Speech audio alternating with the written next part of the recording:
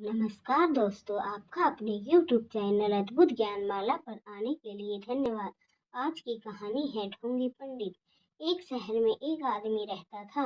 वह लोगों का हाथ पकड़कर उनका भविष्य बताता था। शहर में वह एक मंदिर में रहता था। मंदिर में लोग पूजा करने आते तो वह पेड़ के नीचे बैठा रहता था और लोगों का हाथ देखकर वह उनका भविष्य बताता था। कुछ लोगों की बात सच हो जाती थी और कुछ की झूठ। कुछ उसे अच्छा समझते थे और कुछ बुरा, पर वह यह सब अपना धंधा बढ़ाने के लिए ही करता था। कुछ लोगों को तो वह इतना बेवकूफ बनाता था कि उनसे झूठ बोल बोल कर ना जाने कितने पैसे ले लेता था और उनका काम भी नहीं बनता था। जो लोग दूर से आते थे वह उसकी बातों में आ जाते थे और उसे पैसे देकर अपना काम करवाने के लिए कहते थे।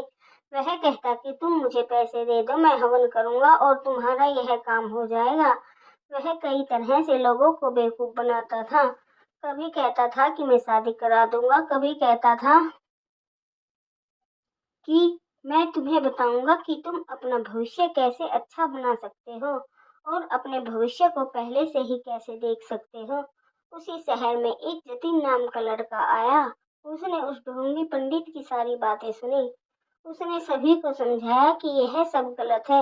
अगर तुम्हें किसी पर भरोसा करना है तो भगवान पर करो।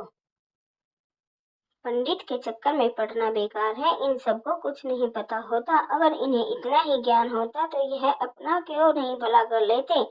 कोई भी उसकी बात नहीं समझ रहा था और उस पंडित के चक्कर में आकर सब बेवकूफ बनते जा रहे थे। एक दिन जतिन ने सोचा, क्यों न मैं इस पंडित की पोल सबके सामने खोलूंगा, तभी इन लोगों को मुझ पर विश्वास होगा। अगले ही दिन सुबह जतिन उस पंडित के पास आया और आकर बोला, पंडित जी जल्दी चलिए, आपके घर में 3 चोर घुस गए हैं और आपके पत्नी को उठा लिया है और बदले में बहुत सारा पैसा मांग रहे हैं। पंडित यह सब सुनकर घबरा गया और जोर जोर से अपने घर की तरफ भागने लगा। घर आकर उसने देखा कि उसके घर के सामने बहुत सारे लोग जमा हैं और उसकी पत्नी भी सही सलामत है। उसने जतिन से बोला कि तुमने मुझे बेवकूफ क्यों बनाया। जतिन बोला कि आज तक तुम इन भोले भाले लोगों को पागल बना रहे हो। यह तुम्हें पता नहीं चला तुम सबका भविष्य बताते हो।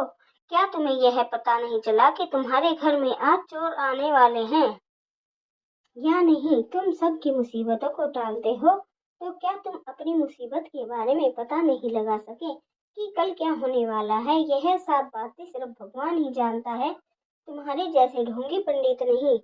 सभी लोगों को बात समझ में आ गई और वह डंडा लेकर उस ढोंगी पंडित के पीछे भागने लगे।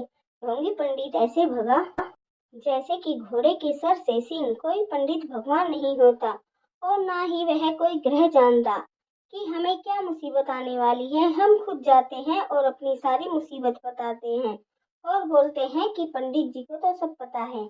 इसलिए हमें ऐसे ढोंगी पंडित से बचना चाहिए और भगवान पर विश्वास बनाए रखना चाहिए। दोस्तों, कहानी अच्छी लगी हो तो वीडियो को लाइक और सब्सक्राइब कर देना।